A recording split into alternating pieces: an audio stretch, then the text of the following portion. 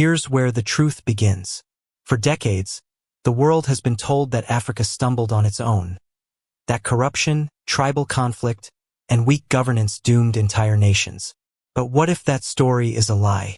What if behind every failed state, every sudden collapse of hope, there was an invisible hand carefully pulling strings from thousands of miles away? You see, the struggle for Africa's freedom was never just against European colonizers. The moment the old empires packed up their flags, a new empire stepped in.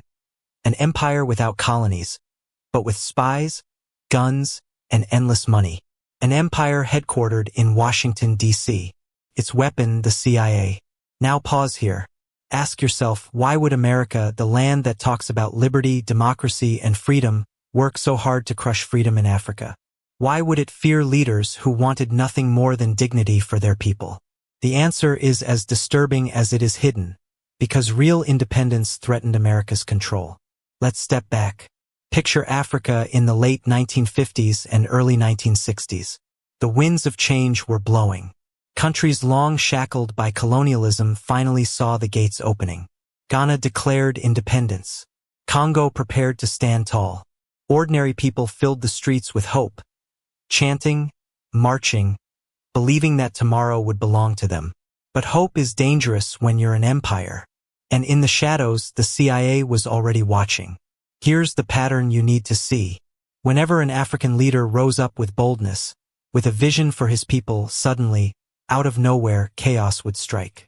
A coup, an assassination, a civil war that no one could quite explain.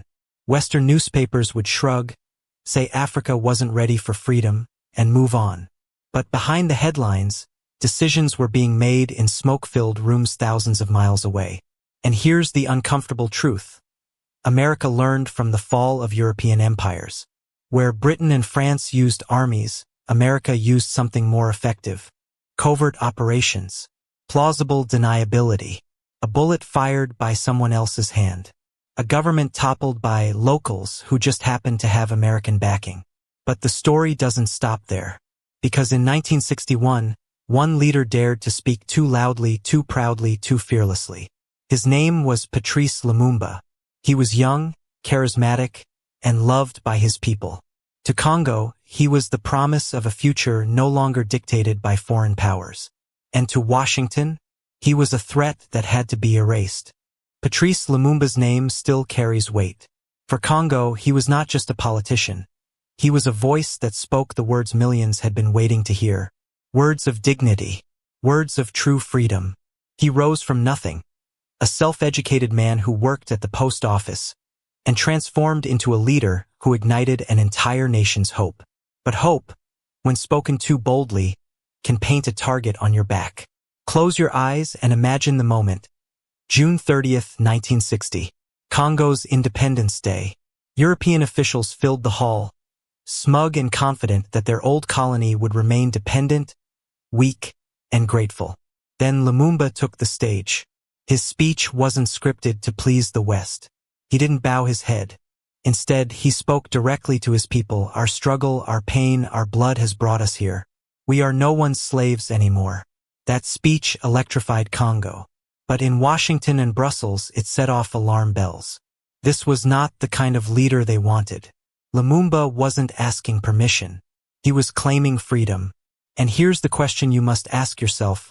Why would America, supposed champion of democracy, fear a man elected by his own people? The answer lies in one word: control. Congo was not just land. It was treasure. Vast deposits of uranium, cobalt, copper, the very resources that fueled modern empires. The uranium that built America's nuclear bomb came from Congo. And Lumumba had no intention of letting foreign companies strip Congo bare while his people starved. That single decision, resources for Congolese first, signed his death warrant. In Washington, President Eisenhower and the CIA began drawing up plans. They branded Lumumba a communist, the dirtiest word of the Cold War. The CIA chief in Congo at the time later admitted it. The order was clear: Lumumba had to go. Pause for a second. Think about the brutality of that logic. A man chosen by his people, celebrated for giving them back their voice, marked for elimination simply because he wanted justice. What does that say about the real values of American foreign policy? The trap was set quickly. Congo's fragile new state was riddled with pressure. Belgium, unwilling to let go, stirred ethnic divisions. The army mutinied, and in the chaos, America moved. The CIA funded rivals, spread propaganda, whispered in generals' ears. Soon, Lumumba was isolated, painted as the enemy of stability. Then came the final betrayal. Joseph Mobutu, a man Lumumba once trusted, a man America had already begun grooming, turned on him.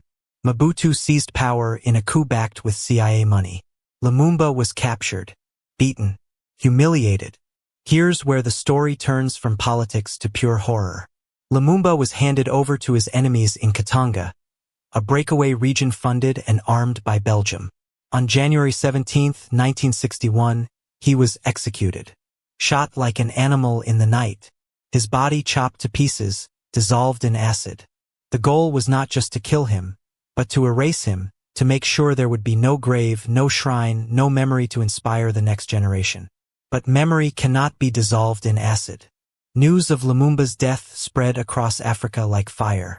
To the people, he became a martyr, a symbol of what the CIA truly feared, a free Africa. To Black Americans watching from afar, his murder was a chilling reminder. Freedom for the oppressed is always seen as a threat by those who hold power. Let that sink in. America preached liberty while destroying it abroad. And it wasn't just Congo. Lumumba's assassination became the blueprint. Anytime an African leader dreamed too big, the shadow war began. And yet, ask yourself, what if Lumumba had lived? What if Congo had been allowed to chart its own course, with its vast wealth feeding its own children instead of fueling American bombs? What kind of Africa would we see today? That's the tragedy. Not just a man's death, but the stolen future of a continent. But remember, Lumumba was only the beginning. 2 decades later, another young African leader would rise, just as bold, just as fearless, just as dangerous to American power. His name was Thomas Sankara, and like Lumumba, his story would end in betrayal. Thomas Sankara. The name still echoes like a song of defiance. If Patrice Lumumba was Africa's first great warning to America, Sankara was its thunderclap. A young soldier who dared to believe that an entire nation could stand on its own feet, free from the claws of foreign powers. He was called Africa's Che Guevara. But the truth is, he was more than that. He was a president who refused luxury, who rode a bicycle through the streets, who rejected the Mercedes and limousines of African elites. He was the leader who told his ministers, "If you want to get rich, don't join my government." Burkina Faso, then called Upper Volta, was one of the poorest countries in the world when Sankara came to power in 1983. But within just 4 years, he transformed it into a beacon of possibility. He launched vaccination drives that saved millions of children. He planted millions of trees to fight desertification. He redistributed land from the feudal lords to the farmers. He banned forced marriages, outlawed female genital mutilation, and gave women a voice in politics like never before. Stop here. Think about what that means.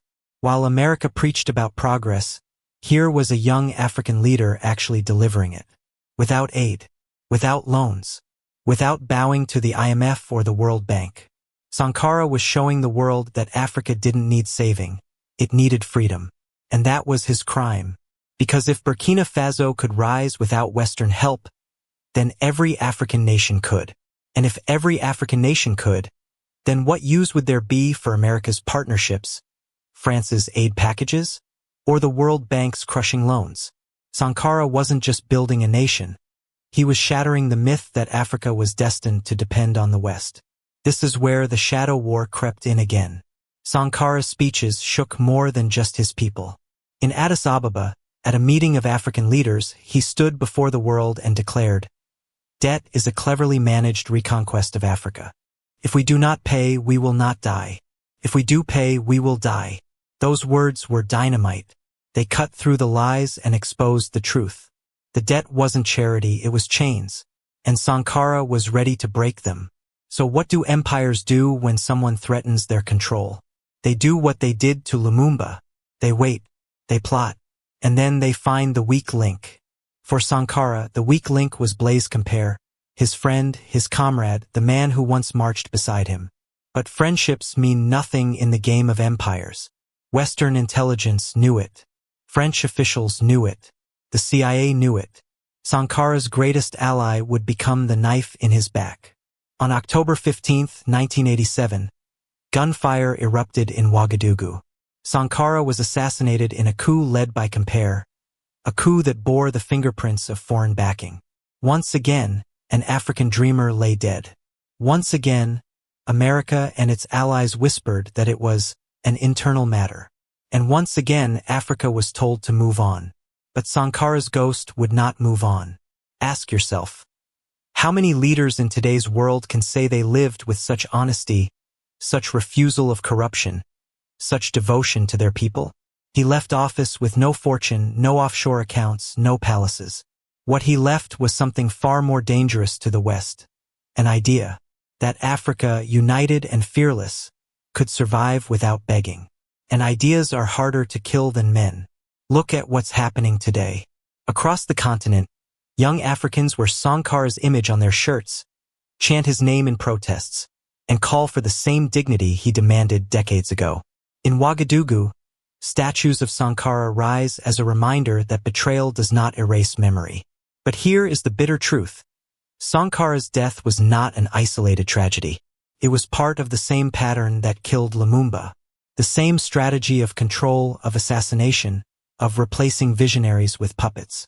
And yet, every time they killed one, another rose. Which brings us to now, to the 21st century, to a new wave of leaders who refuse to bow. Leaders who look to Lumumba and Sankara not as martyrs of the past, but as blueprints for the future. Leaders like Ibrahim Traoré, young, bold, fearless. Once again, America watches. Once again, Washington calculates. And once again, Africa stands at the edge of history. Ibrahim Traoré. His name may not yet ring out across every corner of the globe, but in Africa, in the streets of Ouagadougou, Bamako, Niamey, he has become a living symbol of something the CIA and Washington have spent decades trying to bury: defiance. At just 34 years old, Traoré became the world's youngest head of state after taking power in Burkina Faso in 2022.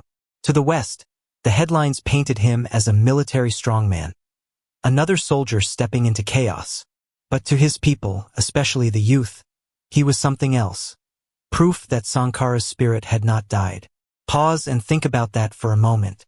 A continent where so many leaders cling to power for decades, where corruption has become routine, suddenly saw a young man in uniform stand up and declare, Burkina Faso will no longer be a colony in disguise. That line shook Washington. Because here's the uncomfortable truth. 4 years, America and France had claimed to be Burkina Faso's partners in the war on terror. They stationed troops, built bases, sent aid. And yet, the violence only grew. Terrorist groups spread. Whole regions fell into instability. Ordinary Burkinabe looked around and asked the question no Western government wanted to hear. If foreign troops are here to protect us, why are we dying more than ever? Traoré voiced that anger. He didn't just whisper it, he broadcast it to the world. He called out France. He questioned America's role. He looked directly at the powers that once decided Africa's fate and said, no more. And here's what makes this moment so dangerous for Washington. Traoré is not alone. Across West Africa, nations are breaking the pattern.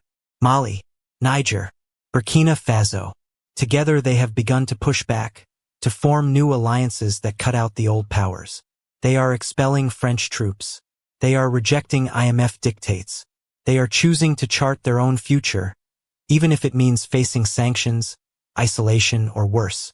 For Black Americans watching this unfold, there's a deeper resonance. These aren't just political moves happening overseas. They echo the same struggle for dignity, for freedom, for the right to stand tall without apology. The same forces that crushed Lumumba, the same betrayal that killed Sankara, are still at work. But this time, the playbook might not be enough. And here's where the story twists. Because unlike the 1960s or 1980s, Africa today is connected in ways the CIA never planned for. Social media spreads speeches in seconds. Images of Traoré raising his fist travel faster than any government memo. The narratives America once controlled through newspapers and radio are slipping away. Ask yourself, how do you silence a generation that grew up online, that can see the patterns, that can compare notes from Congo to Ferguson, from Ouagadougou to Minneapolis? You can't. Not easily. That is why Traoré matters.